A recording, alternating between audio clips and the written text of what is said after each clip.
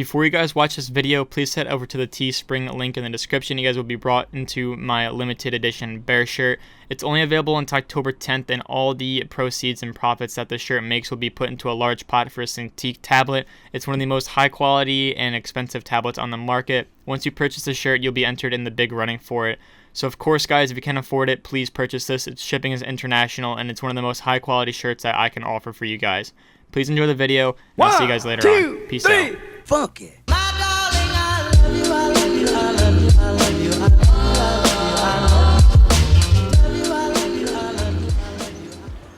Yo, what's going on, guys? It's Garrett, and today we're gonna guys my 10,000 subscriber Q&A. I'm gonna apologize now that it's a little late. I meant to do this a long time ago, but I just found the folder again that has all the questions, and these questions are on my phone. I asked you guys on a YouTube video to comment your questions below. I've got them through YouTube, through Twitter, through email, so I'm gonna go through about 15 or so of them, and they're really all like designing related and like personal related. I didn't really make these to be funny or anything like this. I want you guys to like be knowledgeable on designing and the whole community and stuff like this.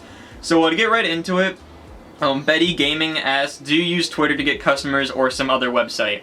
So for myself, for like client work and from commission work, I don't really like put myself out there. There's a lot of websites like freelancer.com. Twitter's a really good resource, YouTube of course, but most of my clients actually come towards like to me, and I don't go out and find them, go message them like you need something done, like I charge though.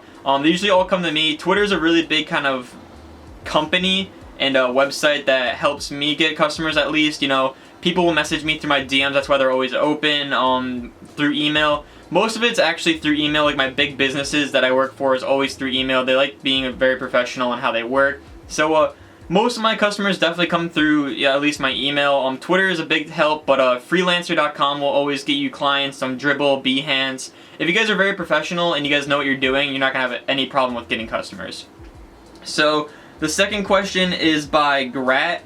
And he asks, do you want graphic design to be your real, legit job after college? So if you guys don't know, I am going to college for graphic design. I'm getting my BFA in design. And I'm going to SVA. I'm going to at least apply there. It's going to be like my #1 college I want to go to.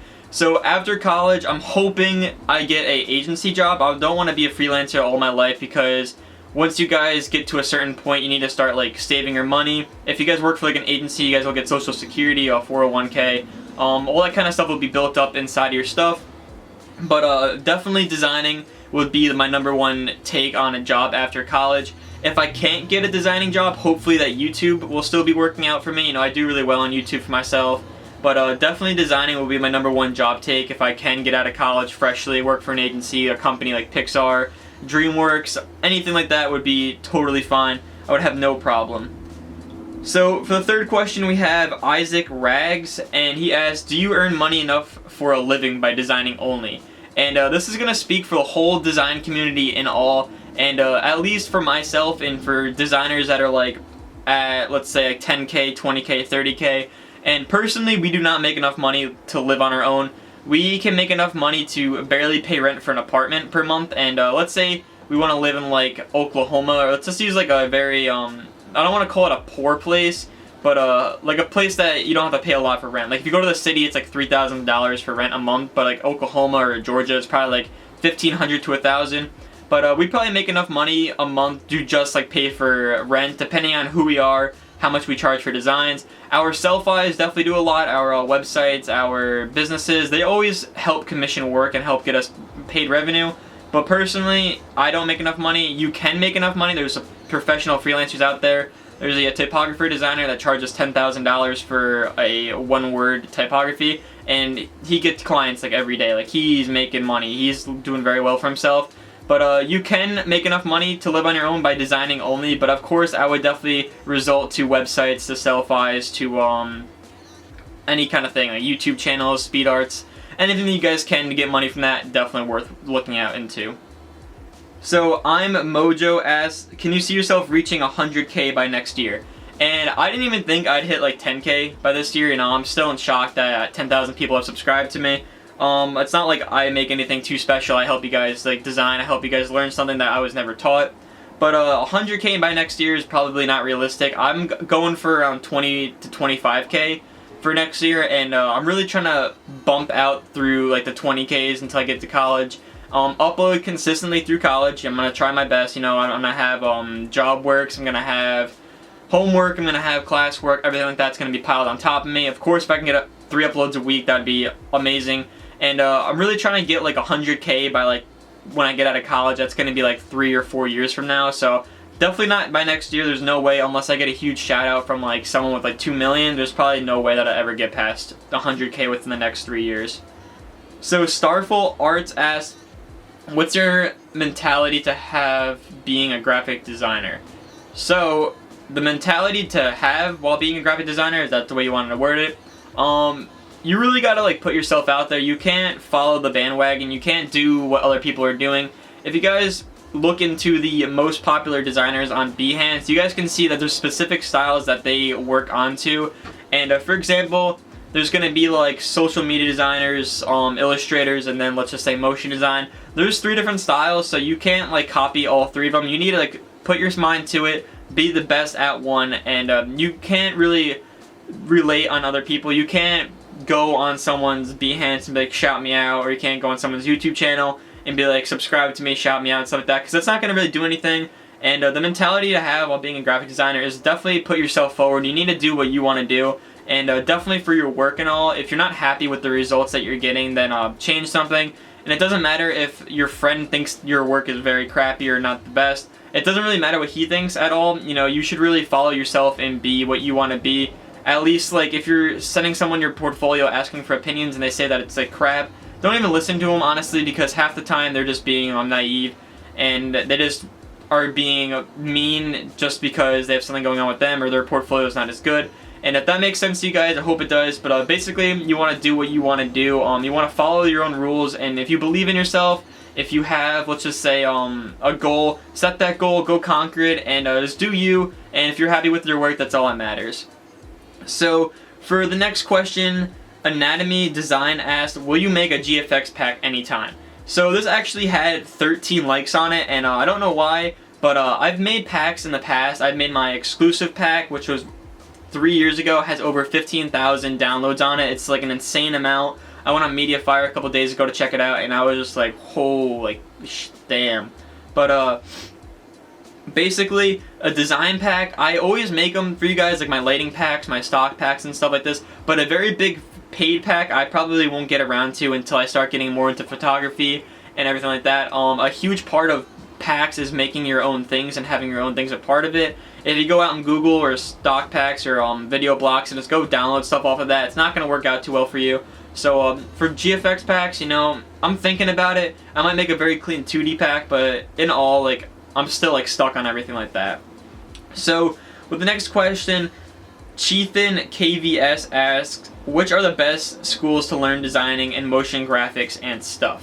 So best schools to like figure out motion design, editing, graphic design, and stuff like that. It's all different. A lot of colleges have set things like, let's for example, there's NYU. That's one of the best like photography schools around the country, at least in the United States. I'm not too sure if you guys are from Australia, United Kingdom, anything like that.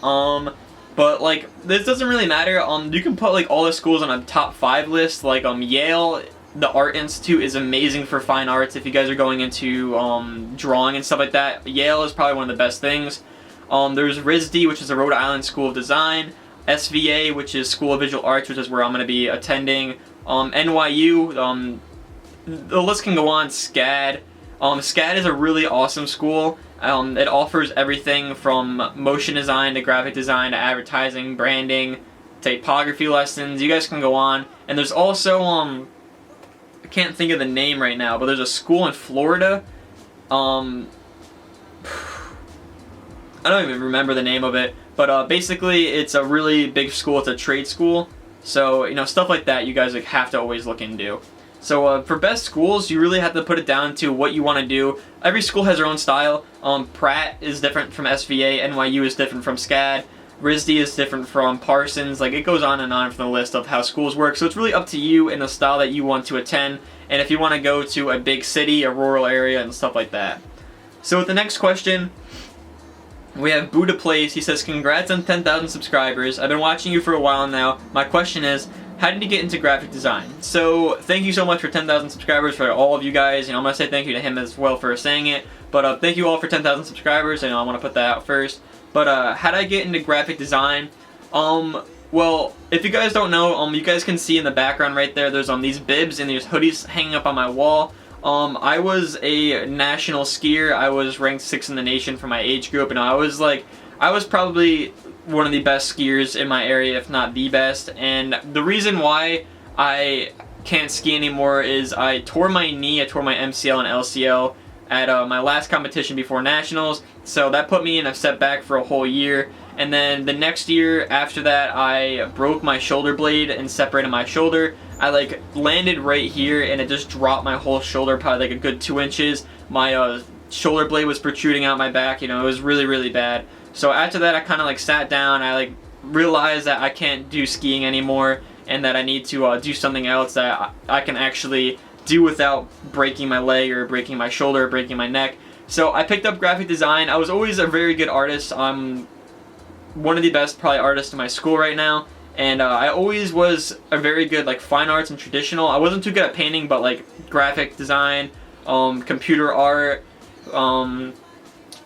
graphite, pencil, markers, anything like that I was really, really good at. And I pretty much sat down, I realized that I had to do something else, and I just pretty much picked up graphic design.